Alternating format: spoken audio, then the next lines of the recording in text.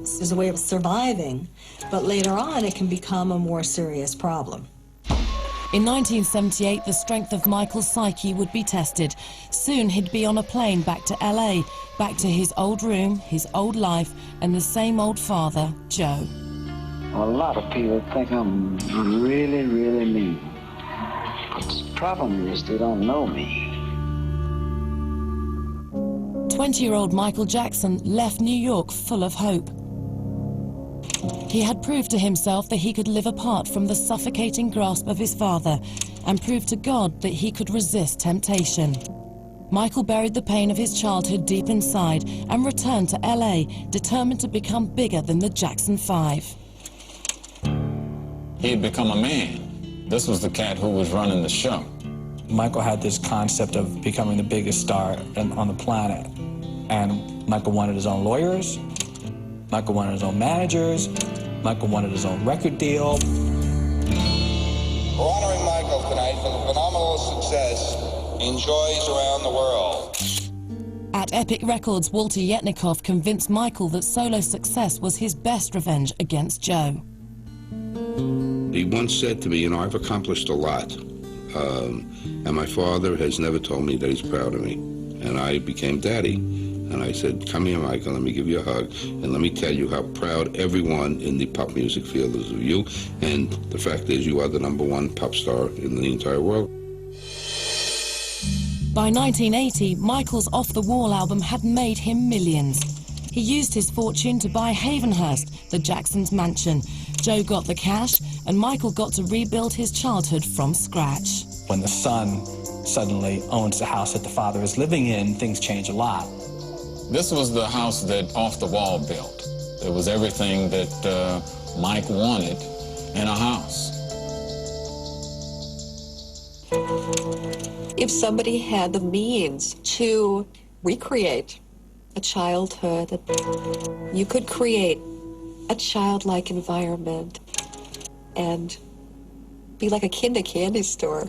Does it really help that emptiness inside? Unfortunately, it does not.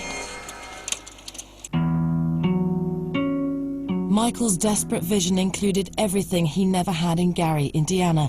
And instead of being crammed into a triple bunk bed, he built his own wing. Oh man, why don't you guys tell me you were shooting? I'll be right down. 1 sec, okay? It was always a lot of fun going up there, though, because you never knew what you were going to see. You never knew what, wacky Disney character was going to maybe meet you at the gate. If the first step in Michael's delusional spending spree was to create a dream version of 2300 Jackson Street, the next was to fill it with the playmates he was denied as a child. Cameraman Steve Howell took these rare home movies of Michael's new best friends. All of a sudden, these 3 vans drive up, and next thing you know, there's the 7 dwarfs, like you would see at Disneyland, are getting out of the van, and they frolic into his house. At that time, I'm going, this is too wild. The water fountain that's in front of his house is actually his wishing well. So they all went out there and they were doing their little, wish. Michael always said, capture the magic. So I was capturing the magic on film. As a child, Michael shared pets with his siblings, but in his reinvented youth, Mike populated his suburban palace with a Noah's Ark all of his own. Everything went upscale, man. You went from having a regular old German Shepherd to having an exotic chimp hanging around the joint that wore clothes. Mr. Tibbs was the ram. Louis the llama. He's a charming, sweet animal. Say hi, Louis. Let him see your beautiful ears. You would see giraffes, and the neighbors were always very upset because it smelled bad up there. It did. It's not a zoo. It's somebody's home in Encino. With his millions, Michael could finally buy Katherine Jackson the happiness he thought she deserved. So in 1984, he threw his mother the birthday party of her dreams. Don't look so sad. It's one of your favorite songs. I know it's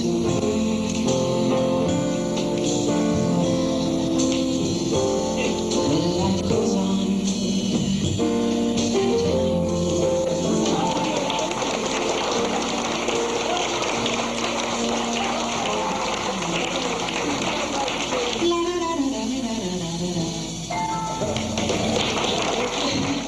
Although Michael's generosity was angelic, Catherine's party violated a Jehovah's Witness taboo. You're going, wait a minute, I thought that Jehovah's Witnesses never celebrated birthdays. That's absolutely stunning as far as I'm concerned.